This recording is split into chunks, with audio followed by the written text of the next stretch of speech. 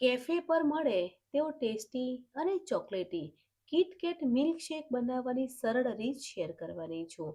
ગરમીની શરૂઆત થઈ ગઈ છે અને શરીરને ઠંડક આપે અને રિફ્રેશ કરે તેવો કિટકેટ મિલ્કશેક બનાવીશું.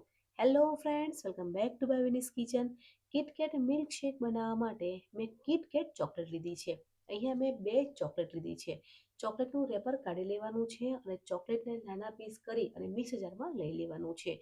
આ કિટકેટ મિલ્કશેક બનાવો તે એકદમ ઇઝી અને સરળ છે. જે માર્કેટમાં અને કેફે પર શેક મળે છે તેવો જ મિલ્કશેક ઘરે બની જાય છે. અહીંયા મેં બે કિટકેટ ચોકલેટ લીધી છે. તે બંને ચોકલેટ મિક્સર જારમાં લઈ લેવાની છે અને મેં બે ચોકોબાર લીધી છે. તમારે વેનીલા આઈસ્ક્રીમ લેવો હોય તો પણ લઈ શકો છો અને ડાર્ક ચોકલેટ વાળો ચોકોબાર લેવો હોય તો પણ લઈ શકો છો. એ મેં બે ચોકોબાર મિક્સર જારમાં લઈ લીધા છે. હવે 2 ગ્લાસ દૂધ લેવાનું છે. દૂધ ફૂલ ફેટ વાળું લેવાનું છે. તો જ મિલ્કશેક ક્રીમી અને ઘટ બનશે. તમારે દૂધ ઓછું લેવું હોય તો પણ લઈ શકો છો. અહીંયા હું 2 ગ્લાસ દૂધ લઉં છું અને 3 થી 4 ચમચી ખાંડ ઉમેરવાની છે. હવે ઢાંકણ ઢાંકી અને ચનકાઈ લઈશું. તો ઠંડો ઠંડો કિટકેટ મિલ્કશેક બનીને તૈયાર થઈ જશે.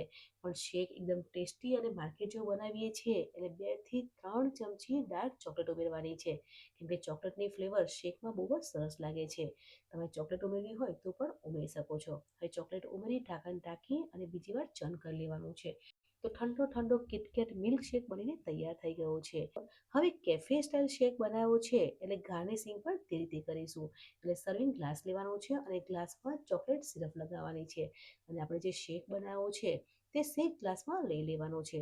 અહીંયા હું 3 ગ્લાસ કિટકેટ શેક બનાવું છું અને ત્રણેય ગ્લાસમાં ચોકલેટ સિરપથી ગાર્નિશિંગ કરી લઈશ અને આપણે જે શેક બનાવ્યો છે તે ગ્લાસમાં લઈ લેવાનો છે. ઉપરથી વેનીલા આઈસ્ક્રીમ મૂકવાનો છે. તમારે ચોકલેટ આઈસ્ક્રીમ મૂકવો હોય તો પણ મૂકી શકો છો અને આઈસ્ક્રીમની ઉપર ચોકલેટ સિરપ સ્પ્રેડ કરવાની છે. કેમ કે ચોકલેટ કિટકેટ મિલ્કશેક બનાવીએ છીએ એટલે ચોકલેટ સિરપથી ગાર્નિશિંગ કરીશું.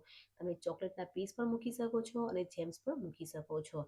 હવે કિટકેટ શેક છે તો કિટકેટ ચોકલેટથી ગાર્નિશિંગ કરી લઈશું.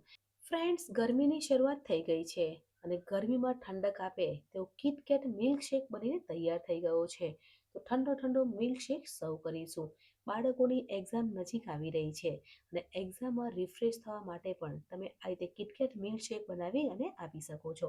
તો ફ્રેન્ડ્સ, આજે આપણે કેફે સ્ટાઇલ અને બાર માર્કેટમાં મળતો હોય તો કિટકેટ મિલ્કશેક બનાવ્યો છે. કેવી લાગી રેસીપી કમેન્ટમાં જરૂરથી જણાવજો.